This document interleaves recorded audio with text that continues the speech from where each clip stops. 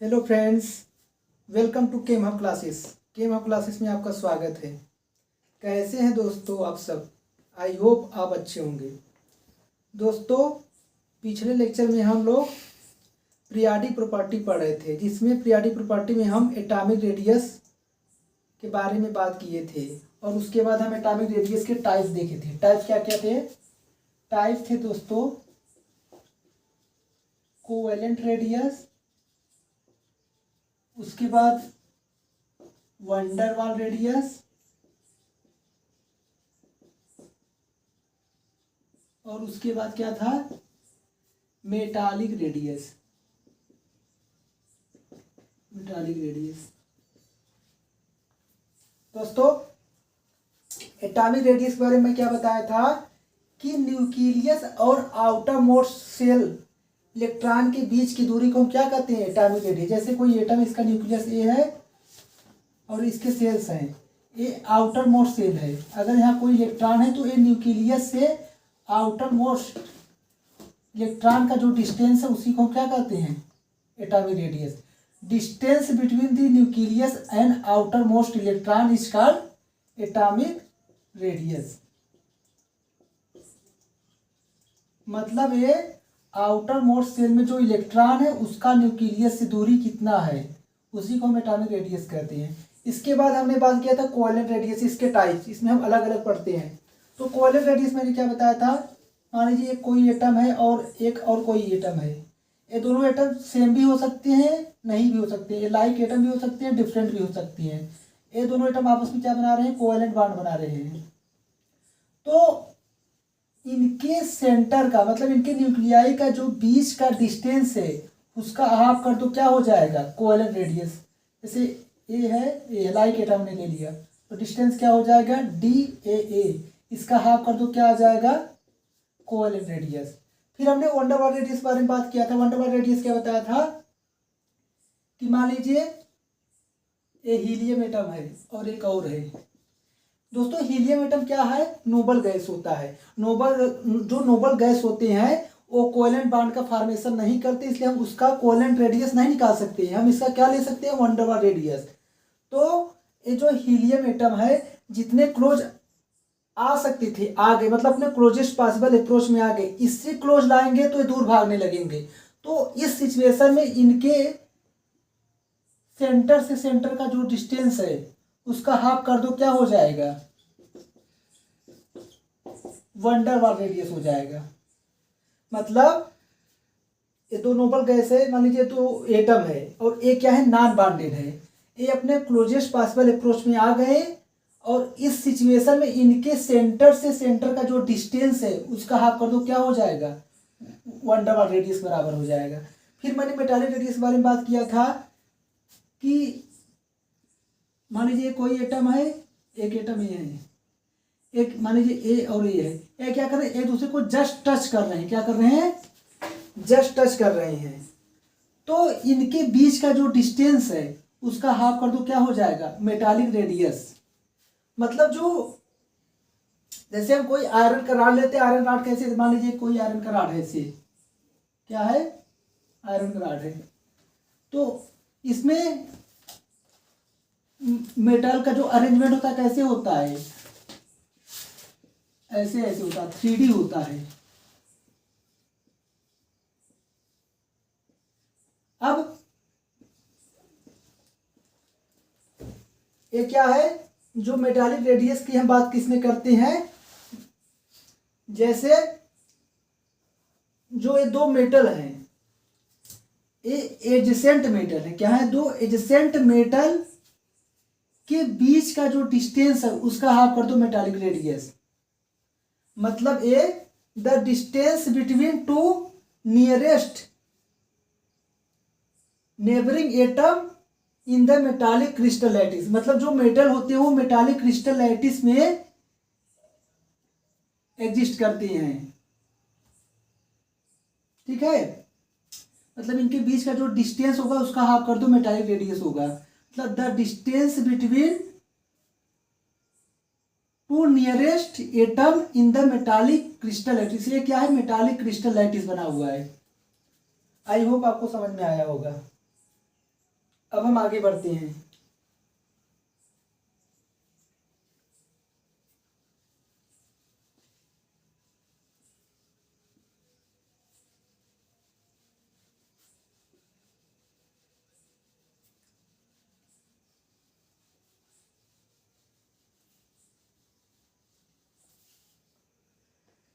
आज हम लोग क्या पढ़ने वाले हैं दोस्तों? Ionic radius. क्या? Ionic radius. दोस्तों आयनिक रेडियस क्या होता है? सबसे पहले इसका हम डिफिनेशन जानें। क्या होता है? The distance between the nucleus and outermost valence shell of an ion is called ionic radius। मतलब जैसे कोई आयन है, ये उसका न्यूक्लियस है, ये क्या उसके सेल्स है, मान लीजिए कोई सेल्स है, ठीक है। मान लीजिए सोडियम ले लिया हमने। क्या है? सोडियम। इसमें 2 इलेक्ट्रॉन होंगे, फिर कितने होंगे? 2 इसमें होंगे, 2 इसमें होंगे, 2 इसमें होंगे, 2 इसमें होंगे। सोडियम प्लस कितने होंगे? 2 8। 2 इसमें हो गए पहले सेल्स में, 8 दूसरे सेल्स में, ठीक है। अब बोला जा रहा है कि न्यूक्लियस से आउटर मोस्ट सेल, ये क्या है? आउटर मोस्ट बैलेंस सेल है। न्यूक्लियस से outermost valence shell, nucleus से आउटर मोस्ट बैलेंस सेल के बीच की डिस्टेंस को हम क्या कहते हैं? Ionic radius. ये क्या है? फर्स्ट सेल है। ये क्या है? सेकंड सेल है। ये क्या है? आउटर मोस्ट बैलेंस सेल है। आउटर मोस्ट बैलेंस सेल से न्यूक्लियस की जो डिस्टेंस है उसी को हम क्या कहते हैं? आयनिक रेडियस, ठीक है। आयन दोस्तों 2 टाइप्स के होते हैं, कैटायन, एनायन। कैटायन का मतलब क्या है? Positive ions. कैटायन इज क्या? Positive ions. Anion means negative ions, ठीक है। जो दोस्तों जो मेटल्स होते हैं वो क्या बनाते हैं? पॉजिटिव आयंस बनाते हैं। क्या बनाते हैं? Positive ions. और जो नॉन मेटल्स होते हैं क्या बनाते हैं? Negative ions. ये तो बेसिक अंडरस्टैंडिंग थी, आई होप आपको ये सब पता होगा, ठीक है। सबसे पहले हम क्या पढ़ेंगे? रेडियस ऑफ कैटायन, मतलब पॉजिटिव आयंस। जैसे हमने एक न्यूट्रल एटम लिया, किसका? सोडियम का। ये क्या उसका न्यूक्लियस है। सोडियम का इलेक्ट्रॉनिक एटॉमिक नंबर क्या होता है दोस्तों? 11। इसका इलेक्ट्रॉनिक कॉन्फ़िगरेशन करो 1s2 2s2 2p6 3s1। First orbit, second orbit, third orbit. मतलब first shell, second shell, third shell. First shell में कितने इलेक्ट्रॉन रखे गए हैं? 2, तो रख दो। फर्स्ट सेल में यहाँ पे रख दिया हमने, फर्स्ट सेल में 2 इलेक्ट्रॉन। सेकेंड सेल में कितना इलेक्ट्रॉन रखना है? 2 6, मतलब 8 इलेक्ट्रॉन रखना है। 2 4 6 8। अब क्या हो गया? 2 हमने रख दिया। फर्स्ट ऑर्बिट में कितना रखना है? 2 इलेक्ट्रॉन। सेकेंड में 8 इलेक्ट्रॉन, 2 4 6। सेकेंड है सेल है, ये फर्स्ट सेल है। और जो तीसरा सेल है उसमें कितने इलेक्ट्रॉन रखने हैं? एक, मान लीजिए एक तीसरा सेल बना लिया, यहाँ पे कितना रखना है? 1 इलेक्ट्रॉन, ठीक है, रख दिया। अब क्या करना है? ये सोडियम का क्या है? एटॉमिक नंबर कितना है? 11 है।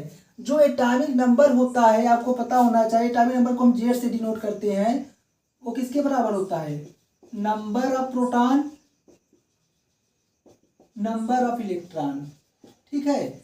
अगर 11 एटॉमिक नंबर है तो 11 ही क्या होगा, प्रोटॉन भी होगा, 11 ही क्या होगा, इलेक्ट्रॉन भी होगा। मतलब इसमें 11 प्रोटॉन है और 11 इलेक्ट्रॉन है, 11 प्रोटॉन 11 इलेक्ट्रॉन। तो ये क्या करेंगे, एक दूसरे के इफेक्ट को क्या करेंगे, कैंसिल करेंगे, और जो इलेक्ट्रॉन होगा अपने सुटेबल पोजीशन पे क्या करेगा, न्यूक्लियस के अराउंड क्या करेगा, रिवॉल्व करेगा। जैसे आप ये बताइए, जैसे ले लीजिए एग्जांपल, ये दो पर्सन है, ठीक है, इनके बीच मान लीजिए कोई रस्सी पकड़ा दी गई है, मान लीजिए कोई रस्सी पकड़े हुए हैं, ये सपोज कर लिया जाए, ये दो पर्सन है और इनके बीच में, दोनों बीच में रस्सी पकड़े हुए, एक इधर से पकड़ा हुआ है, एक उधर से पकड़ा हुआ है, और यहाँ भी 11 पर्सन है, यहाँ भी 11 पर्सन है। तो अगर जो इधर से खींचेगा उतना ही उधर से खींचेगा, मतलब कोई भी कार्य होगा नहीं होगा। जैसे, और देखो जो 11 इधर पर्सन है, मान लीजिए जितना ये बलवान है उतना ही उधर भी बलवान है। अगर कोई इधर से खींचेगा, उधर से भी खींचने वाले हैं, तो मतलब कोई भी इसमें एक दूसरे की इफेक्ट क्या कर रहे हैं, कैंसिल कर रहे हैं। ठीक है, आई होप आपको समझ में आया होगा। ये क्या, सोडियम क्या करना चाहता है, ये अपना एक इलेक्ट्रॉन लूज करके स्टेबिलिटी गेन करना चाहता है। ये जो बाहर वाला इलेक्ट्रॉन है क्या कर देगा, लूज कर देगा। तो क्या हो जाएगा फिर, इसको मैं रब कर देता हूं। अब ये सोडियम अपना क्या किया, एक इलेक्ट्रॉन लूज किया, तो अगर ये इलेक्ट्रॉन चला जाएगा आउटर मोस्ट सेल वाला, तो सिर्फ इसके 2 सेल्स बचेंगे। अभी कितने सेल्स थे, 1 सेल, 2 सेल, 3 सेल्स थे। अब यहाँ कितना नंबर ऑफ सेल कितना था, 3 सेल। ये आउटर मोस्ट इलेक्ट्रॉन जाने के बाद सेल्स कितने बचेंगे, 2 ही। पहले सेल में कितने इलेक्ट्रॉन है, 2 इलेक्ट्रॉन फेल कर दिया। सेकंड में कितने थे, 8 इलेक्ट्रॉन।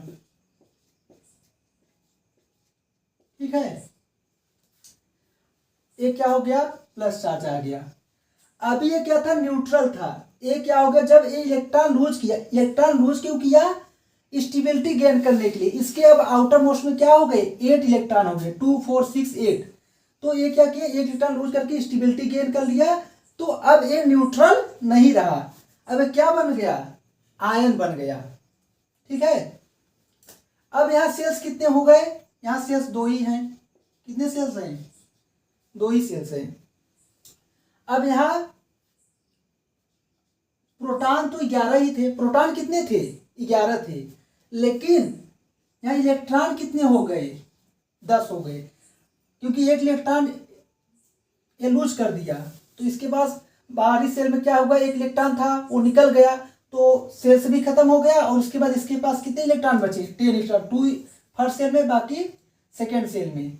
जो थर्ड सेल का इलेक्ट्रॉन था इसने लूज कर दिया, तो इसके पास अब टोटल कितने इलेक्ट्रॉन बचे, 10। पहले कितने थे, 11। पहले सेल में 2, फिर 8, फिर 1। अब क्या किया, अब देखो, जैसे मान लीजिए 2 पर्सन है, अब मान लीजिए ये कोई है, मान लीजिए इसका हैंड है, मान लीजिए। अब ये दोनों क्या कर रहे हैं, एक ये रस्सी खींच रहे हैं, मान लीजिए कोई रस्सी है। इधर अब 11 लोग हो गए, लेकिन इधर क्या हो गए, 10 लोग हो गए।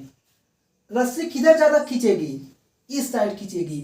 मतलब कहीं ना कहीं जो नंबर ऑफ प्रोटॉन है वो नंबर ऑफ इलेक्ट्रॉन पे क्या कर रहे हैं, डोमिनेट कर रहे हैं। मतलब जो भी चलेगा इसकी मर्जी चलेगी। अगर कोई एक गांव में बहुत खुखार आदमी है, बलवान आदमी है, तो जो कमजोर लोग हैं उससे डरते हैं। मतलब जो दादागिरी चलेगी किसकी चलेगी, जो मजबूत लोग हैं। ठीक है, तो अभी यहाँ फर्स्ट केस में जब ये न्यूट्रल एटम था, हमने सोडियम का लिया था, तो 11 प्रोटॉन थे, 11 इलेक्ट्रॉन थे।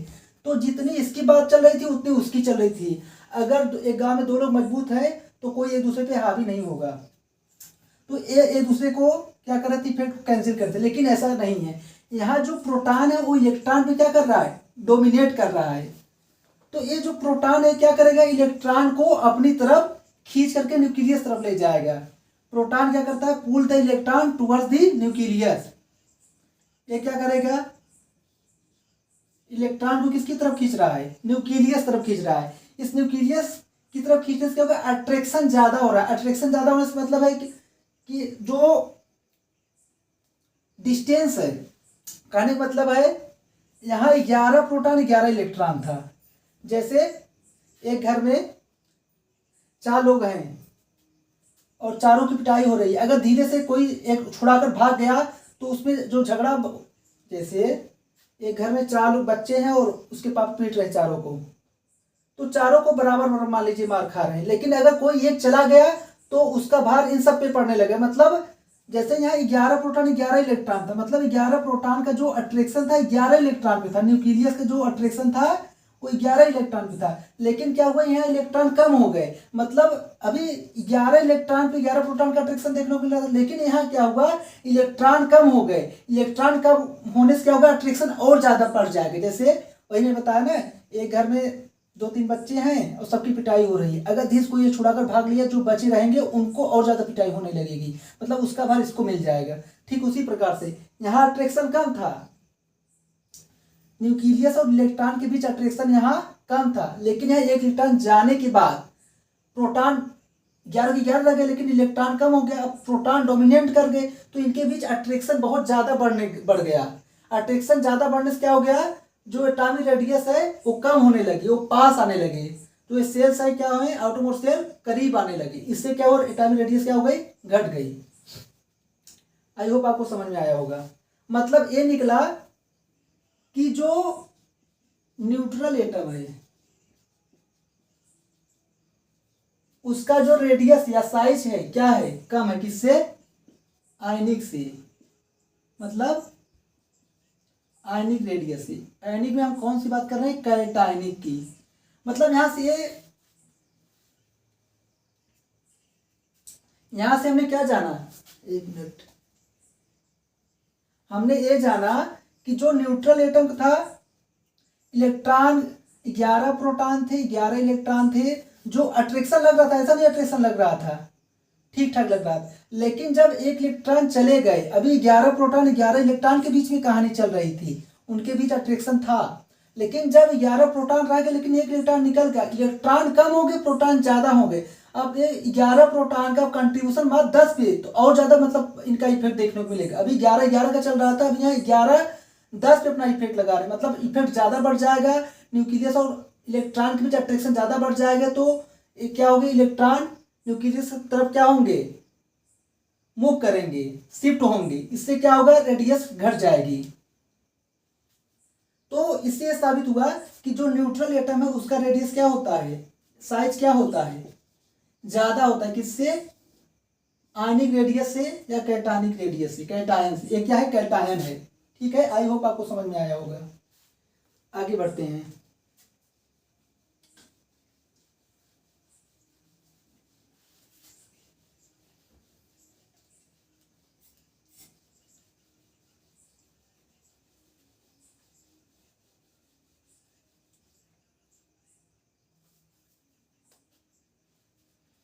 अब हम देखते हैं,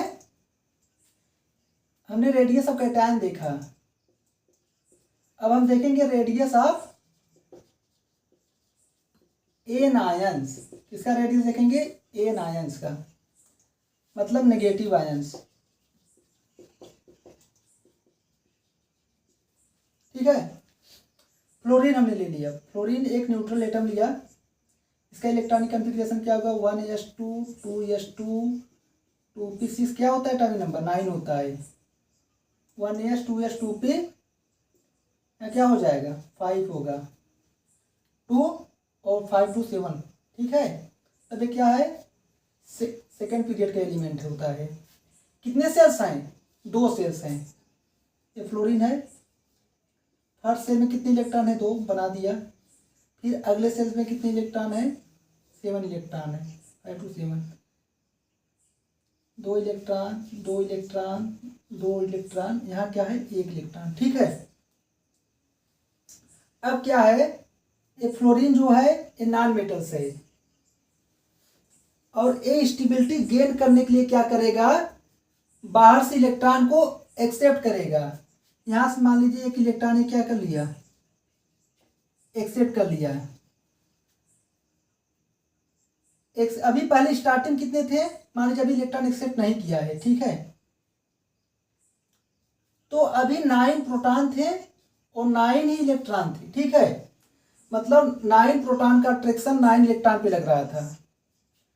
अब क्या किया, ये स्टेबिलिटी गेन करने के लिए एक इलेक्ट्रॉन क्या करेगा, एक्सेप्ट करेगा। कब ये एक्सेप्ट करेगा, मान लीजिए एक्सेप्ट किया तो क्या हो जाएगा, पहले सेल्स में 2 इलेक्ट्रॉन थे, उसमें 7 थे। अब ये क्या रहे, बाहर वाले इलेक्ट्रॉन को ले लिया, ए मान लीजिए बाहर वाले इलेक्ट्रॉन है, ठीक है। तो अभी भी प्रोटॉन कितने हैं, 9 ही हैं, लेकिन इलेक्ट्रॉन कितने हो गए, 3 हो गए। अभी यहाँ क्या था, जब ये न्यूट्रल फ्लोरीन एटम था, इसमें 9 प्रोटॉन थे, 9 इलेक्ट्रॉन थे, मतलब 9 प्रोटॉन का अट्रैक्शन 9 इलेक्ट्रॉन पे लग रहा था। लेकिन यहाँ क्या हुआ, कि जो 9 प्रोटॉन तो उतने ही थे, लेकिन ये बाहर से एक इलेक्ट्रॉन एक्सेप्ट कर लिया स्टेबिलिटी गेन करने के लिए, तो इसमें प्रोटॉन तो 9 रह गए, लेकिन इलेक्ट्रॉन कितने हो गए, 10 हो गए। अब पहले क्या था, 9 लोगों का प्रभाव 9 पे चल रहा था, मतलब 9 लोगों पे 9 प्रोटॉन 9 इलेक्ट्रॉन पे अपना दादागिरी दिखा रहे थे। लेकिन अब क्या हुआ, एक बाहर से और इलेक्ट्रॉन आ गया। जैसे घर में 2 बच्चे पिटाई हो रही है, लेकिन तीसरा लड़का बाहर से अगर घर में आ गया, तो बच्चे जो पिटाई हो रही थी उनका भार कम हो जाएगा, तीसरे वाले को भी पिटाई होने लगेगी। अब क्या हुआ, बाहर से आ गया, तो अभी जो इनका 9 इलेक्ट्रॉन पे अट्रैक्शन देखने को मिल रहा था, 9 प्रोटॉन का 9 इलेक्ट्रॉन पे, जब इलेक्ट्रॉन बढ़ जाएंगे, 9 से 10 हो जाएंगे, तो कहीं ना कहीं अट्रैक्शन क्या हो जाएगा, कम हो जाएगा। क्योंकि अभी 9 प्रोटॉन का 9 इलेक्ट्रॉन पे अट्रैक्शन लग रहा था, जब नंबर ऑफ इलेक्ट्रॉन बढ़ाते जाओगे तो क्या होगा, अट्रैक्शन कहीं ना कहीं कम हो जाएगा।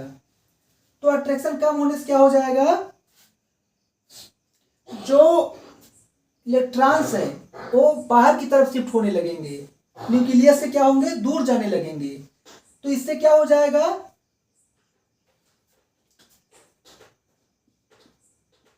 जो हमारा एनायनिक रेडियस है क्या हो जाएगा, बढ़ जाएगा। किससे, न्यूट्रल से, मतलब एटॉमिक रेडियस से। आपको समझ में आ गया होगा मैंने क्या कहा, एक बार फिर से। अभी इसके पास जब हमारा न्यूट्रल फ्लोरीन एटम था, 9 प्रोटॉन थे और 9 इलेक्ट्रॉन थे। 9 प्रोटॉन का प्रभाव 9 इलेक्ट्रॉन पे देखने को मिल रहा था। मान लीजिए यहाँ 9 प्रोटॉन है, इन सब पे इनका प्रभाव देखने को मिल रहा था। लेकिन क्या किया, स्टेबिलिटी गेन करने के लिए नॉन मेटल्स होता है, नॉन मेटल्स क्या करेंगे, इलेक्ट्रॉन एक्सेप्ट करके नेगेटिव आयंस बनाते हैं, करके स्टेबिलिटी गेन कर लिया। इसका जो आउटर मोस्ट सेल था वो ऑक्टेट कंप्लीट हो गया, 8 इलेक्ट्रॉन हो गए। तो अभी 9 प्रोटॉन का 9 इलेक्ट्रॉन पे अट्रैक्शन देखने को मिल रहा था, लेकिन जब इलेक्ट्रॉन बढ़ गए, प्रोटॉन तो उतने ही है, लेकिन इलेक्ट्रॉन बढ़ जाने से क्या होगा, अट्रैक्शन कहीं ना कहीं कम हो जाएगा। अट्रैक्शन कम हो जाने से ये जो इलेक्ट्रॉन है थोड़े बाहर की तरफ जाने लगेंगे, और इससे क्या होगा, आयनिक रेडियस बढ़ जाएगी। ठीक है, आई होप आपको समझ में आया होगा। तो आप एक ऐसे याद रखो, साइज कैसे, सबसे ज्यादा किसका होगा, एनायनिक रेडियस, फिर एटॉमिक रेडियस, फिर कैटायनिक रेडियस। ठीक है,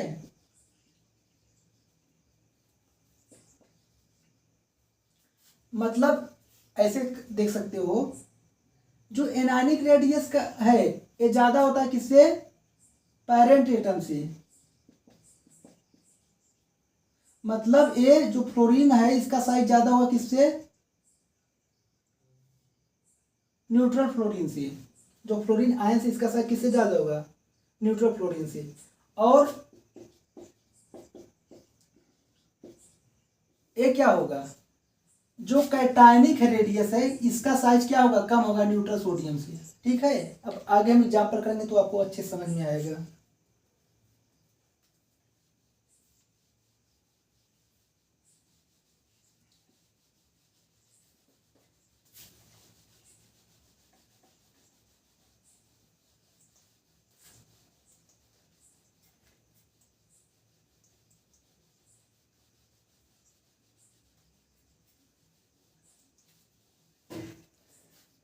सबसे पहले अब इसमें बताना हो कि किसका साइज ज़्यादा होगा। मैंने अभी बताया जो कैटानिक रेडियस होता है और न्यूट्रल से क्या होता है, कम होता है साइज। जाहिर सी बात है, अभी यहाँ 19 एटॉमिक नंबर है, मतलब 19 प्रोटॉन है, 19 इलेक्ट्रॉन है।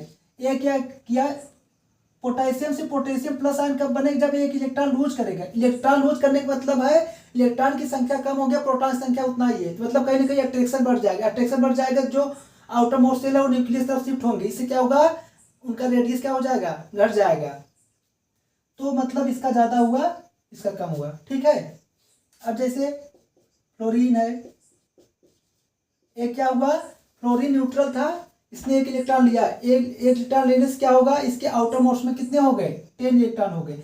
अभी 9 प्रोटॉन थे और 9 इलेक्ट्रॉन थे, 9 प्रोटॉन का अट्रैक्शन 9 इलेक्ट्रॉन पे था, लेकिन क्या किया इसने, इलेक्ट्रॉन एक और ले लिया बाहर से, तो प्रोटॉन तो 9 ही रहा, लेकिन इलेक्ट्रॉन कितने हो गए, 10। मतलब अभी इसका 9 प्रोटॉन का 9 इलेक्ट्रॉन पे अट्रैक्शन देखने को मिल रहा था, जो काफी अच्छा था। लेकिन अब इलेक्ट्रॉन की संख्या ज्यादा हो गई, प्रोटॉन उतना ही रहा, तो कहीं ना कहीं अट्रैक्शन कम हो जाएगा। अट्रैक्शन कम हो जाने से जो रेडियस वो बढ़ जाएगी, मतलब जो आउटर मोस्ट सेल होंगे, बैलेंस सेल होंगे, उतने ज्यादा अट्रैक्ट नहीं होंगे न्यूक्लियस के पास, साइज ज्यादा, ठीक है। अब जैसे इसका देख लो, सेम, ठीक है। मतलब जितने ही नेगेटिव चार्ज ज़्यादा होते जाएंगे, उसका रेडियस उतना ही ज़्यादा होता जाएगा, ठीक है। अब जैसे ये देखो, आयरन +2 आयरन +3, सेम चीज। यहाँ आयरन +2 से आयरन +3 जब कब गया होगा, जब आयरन +2 एक इलेक्ट्रॉन लूज किया होगा, मतलब एक इलेक्ट्रॉन लूज करने से क्या होगा, नंबर ऑफ इलेक्ट्रॉन कम हो गए, प्रोटॉन उतने रहे, मतलब अट्रैक्शन कहीं ना कहीं बढ़ गया। अट्रैक्शन बढ़ने से क्या हो जाएगा, साइज घट जाएगी, ठीक, ये हो गया। अब जैसे ये देख लीजिए, Mn2+ Mn4+ मैग्नीज +6। अब इसमें बताना हो कुछ नहीं, चार्ज बढ़ता जाएगा तो रेडियस क्या होता जाएगा, कम होता जाएगा, सीधा लगा दो, क्योंकि चार्ज बढ़ा इसका मतलब इलेक्ट्रॉन दे करके पॉजिटिव चार्ज आ रहे हैं, और इलेक्ट्रॉन कब देंगे तो इलेक्ट्रॉन की संख्या कम होती जाएगी, यहाँ से यहाँ और कम हो गया, इलेक्ट्रॉन और कम हो गया, तो अट्रैक्शन बढ़ता जाएगा, क्योंकि प्रोटॉन तो सेम ही है, ठीक, ये समझ में आया। अब ये देख लीजिए, इसमें भी सेम केस है, ठीक, आगे देखते हैं।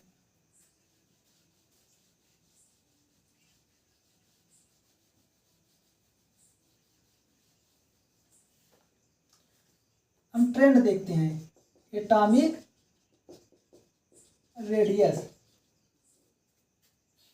अगर हम डाउन द ग्रुप देखेंगे, कहाँ देखेंगे, down the group, down the group, और यदि चार्ज सेम हो, जैसे lithium plus, sodium plus, rubidium plus, K+, down the group देखने में क्या मिल रहा है कि सब पे प्लस चार्ज है, 1+, मतलब एक ही प्लस चार्ज इस पे है, प्लस इस पे, इस पे है।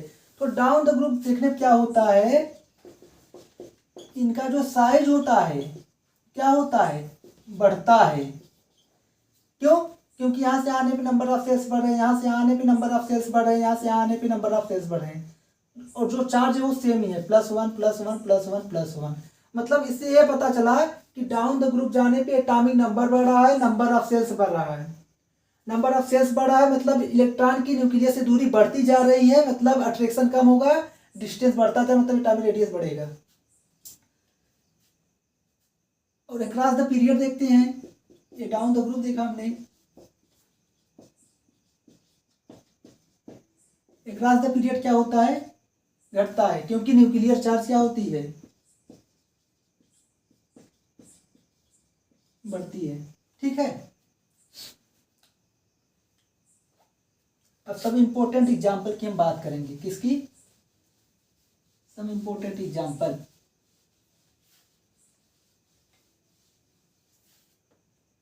सबसे पहले जैसे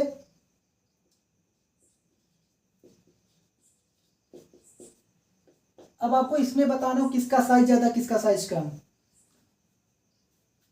देखिए इसका क्या था, एटॉमिक नंबर 11 था, इसने एक एटॉमिक नंबर क्या होता है, नंबर ऑफ प्रोटॉन के बराबर होता है, नंबर ऑफ इलेक्ट्रॉन के बराबर। इसने एक इलेक्ट्रॉन लूज कर दिया तो इसमें कितने इलेक्ट्रॉन बचे, 10। 11 थे, लेकिन एक इलेक्ट्रॉन लूज करने के बाद प्लस चार्ज आ गया, कितना बचा, 10। मैग्नीशियम का 12 होता है, इसमें 12 इलेक्ट्रॉन थे, 2 इलेक्ट्रॉन इसने लूज कर दिए, कितने बचे 10 इलेक्ट्रॉन। तो यहाँ एक टर्म आता है आइसो इलेक्ट्रॉनिक स्पीसीज। क्या आता है दोस्तों? Iso electronic species. किसे कहते हैं? स्पीसीज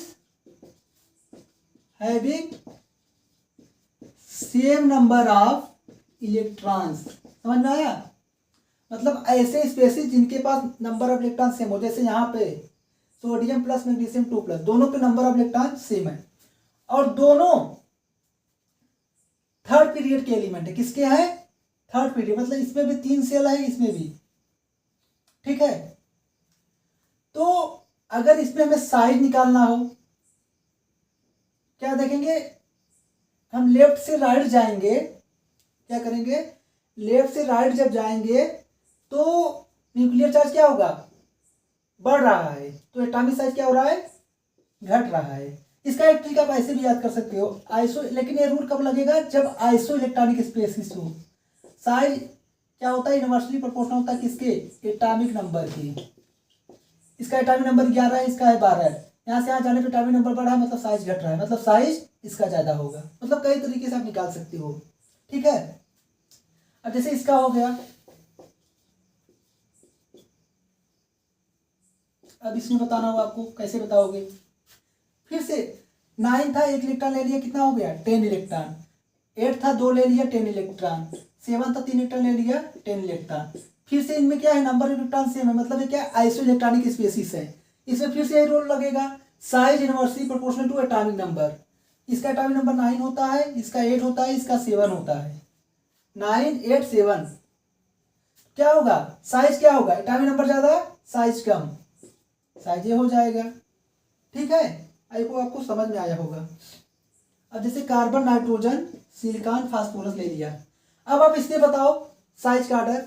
देखिए, जो कार्बन है, सिलिकॉन इसी के फैमिली का है, उसके नीचे आता है।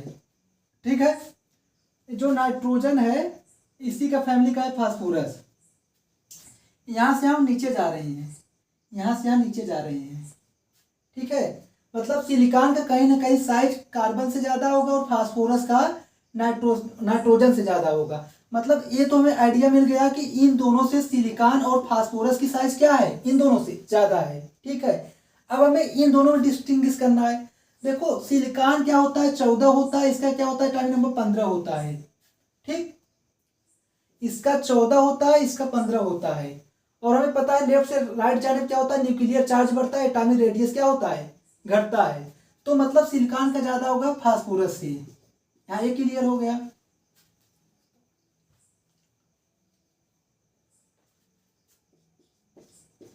ठीक, अब इन दोनों को कैसे देखेंगे? कार्बन है, नाइट्रोजन है, इसका एटॉमिक नंबर 6 है, इसका 7 है। ठीक है, तो इसका न्यूक्लियर चार्ज क्या है? ज्यादा है। न्यूक्लियर चार्ज ज्यादा, इलेक्ट्रॉन का अट्रैक्शन ज्यादा होगा, तो जो साइज होगा इलेक्ट्रॉन का रेडियस क्या होगा? कम हो जाएगा। तो मतलब कार्बन का ज्यादा नाइट्रोजन से। ये है करेक्ट ऑर्डर। ऑर्डर क्या है? नाइट्रोजन का सबसे ज्यादा सिलिकॉन की होगी, फिर फास्फोरस, फिर कार्बन की, फिर नाइट्रोजन की। ठीक है, अगला एग्जांपल देखते हैं।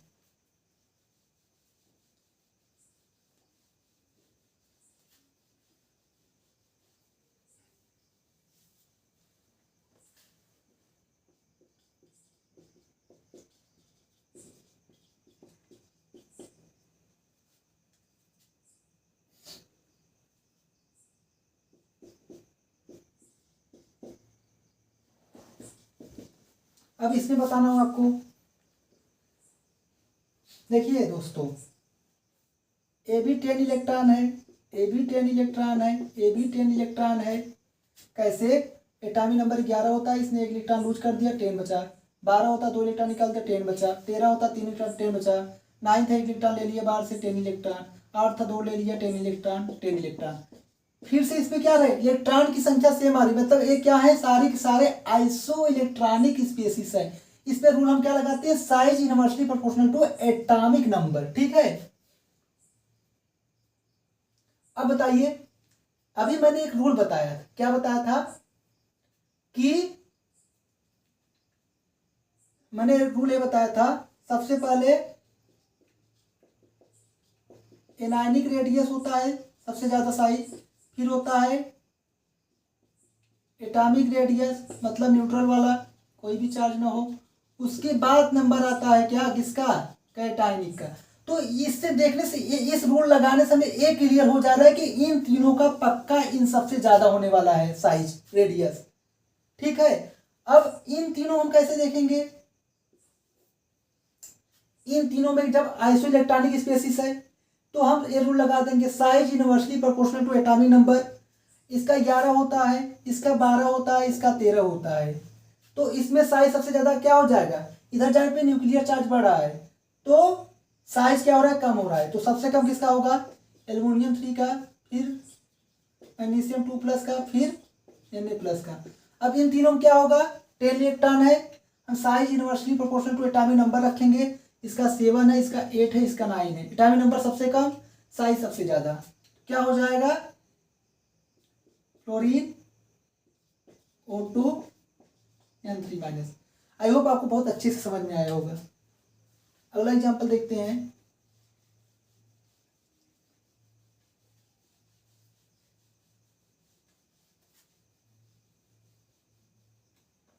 जैसे सोडियम है, मैग्नीशियम है, बेरिलियम है, क्लोरीन है।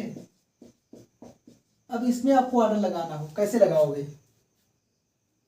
देखिए दोस्तों, ये क्या है,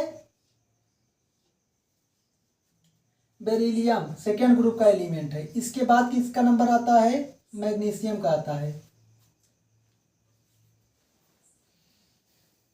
ठीक है, बेरिलियम के नीचे मैग्नीशियम आता है, और इसी पीरियड क्या होता है, सोडियम भी होता है। ठीक है, तो मतलब बेरिलियम का जो साइज होगा इन सब से सबसे कम होगा। ठीक है, तो बेरिलियम को सबसे इधर रख दो,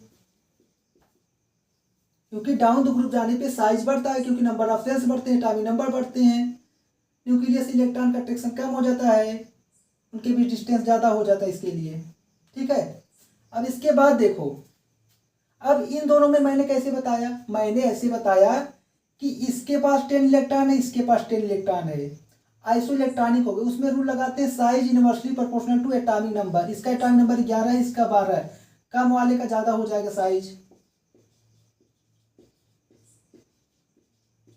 और इसमें क्या है, मैंने बताया कि ए एनायनिक रेडियस, जाहिर सी बात है इन तीनों का इससे ज़्यादा ही होगा। अब इसमें कैसे देखेंगे, ये क्लोरीन है, सल्फर है, 17, ये भी 18 इलेक्ट्रॉन है, और ये भी 18, 16 + 2 17 + 1 18 आइसो इलेक्ट्रॉनिक है। तो इसमें एटॉमिक नंबर रूल लगाएंगे, तो इसका 17 है, इसका 16 है, तो एटॉमिक नंबर कम है तो साइज ज़्यादा होगा, फिर क्लोरीन होगा, फिर क्या होगा, सल्फर होगा। इसके बाद ये क्या है, ब्रोमीन सबसे ज़्यादा होगा, क्योंकि ये क्लोरीन फ्लोरीन क्लोरीन ब्रोमीन, ये नंबर ऑफ सेल्स काफ़ी ज़्यादा, इसलिए इसका रेडियस सबसे ज़्यादा होगा। ठीक है, आई होप आपको बहुत अच्छे से समझ में आया होगा।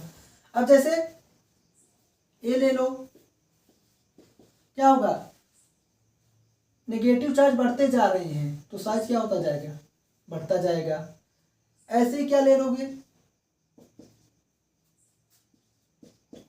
अब इस पे बताओ, ये लास्ट एग्जाम्पल है हमारा, इस पे क्या बताओगे, यहाँ 3 रहता है,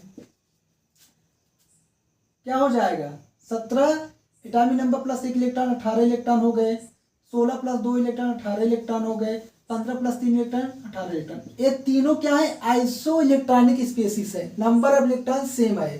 फिर से हमें वही रूल लगाएंगे, size inversely proportional to atomic number. Atomic number क्या है, 15 है, 16 है, 17 है, तो जिसका एटॉमिक नंबर कम, साइज सबसे ज्यादा। सबसे ज्यादा किसका होगा, इसका होगा, फिर 16 होगा। क्लोरीन का सबसे कम होगा, क्योंकि एटॉमिक नंबर सबसे ज्यादा। ये क्या हो गया, इनका साइज का ऑर्डर। एक और बहुत बढ़िया एग्जांपल की हम बात करते हैं दोस्तों, ये लास्ट एग्जांपल होगा।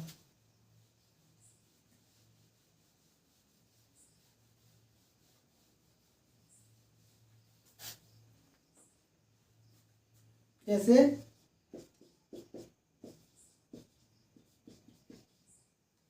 अब इसमें आपको ऑर्डर बतानी हो एटॉमिक रेडियस का, क्या बताओगे? ये क्या है, सेम फैमिली के हैं, सेम ग्रुप के हैं, बैगन, आलू, गाजर, इन थैला। नीचे जाने क्या हो रहा है, नंबर ऑफ सेल्स बढ़ते जा रहे हैं, एटॉमिक रेडियस बढ़ने चाहिए। यहाँ से आने तो ठीक है, एटॉमिक रेडियस बढ़ रहा है, लेकिन यहाँ से यहाँ आने पे कुछ अलग ही कहानी हो जाती है। इसमें इलेक्ट्रॉन किसमें फिलअप होता है, 3p1 में। इसमें क्या होता है, D10 में चला जाता है, इसमें पूरा पूरा इलेक्ट्रॉन फिल हो जाता है। तो जो D10 की इलेक्ट्रॉन है, जो D10 की इलेक्ट्रॉन है वो बहुत पुअर स्क्रीनिंग करते हैं, जिसकी वजह से न्यूक्लियस का इलेक्ट्रॉन से अट्रैक्शन बढ़ जाता है। अट्रैक्शन बढ़ने की वजह से साइज घटने लगता है और इतना घटता जाता है कि ये इसका साइज इसके बराबर आ जाता है। फिर से मैंने बताया, एल्युमिनियम में क्या होता है, 3p1 में इलेक्ट्रॉन फिलअप हो जाते हैं, इसमें D10 में इलेक्ट्रॉन फिल हो जाते हैं पूरा पूरा। इसमें p1 में इलेक्ट्रॉन फिल हो जाते हैं, इसमें p में इलेक्ट्रॉन फिल क्या होता है, 1s2 2s2 2p6 3s2 3p1, ठीक है। इसमें जो इलेक्ट्रॉन किसमें जा रहे हैं, p में फिल हो रहे हैं। इसमें क्या है, गैलियम में d का पूरा पूरा इलेक्ट्रॉन फिल हो जा रहे हैं d में। तो ये जो D10 के इलेक्ट्रॉन होते हैं बहुत पुअर स्क्रीनिंग करते हैं, जिसकी वजह से न्यूक्लियस और इलेक्ट्रॉन के बीच अट्रैक्शन बढ़ जाता है, और अट्रैक्शन बढ़ते बढ़ते क्या होगा, साइज घटता जाता है और इतना साइज घट जाता है कि इसका साइज इसके बराबर आ जाता है, फिर यहाँ बढ़ेगा, ठीक है। आई होप आज का सेशन आपको बहुत पसंद आया होगा, तो लाइक शेयर और सब्सक्राइब करना ना भूलें। धन्यवाद, थैंक यू।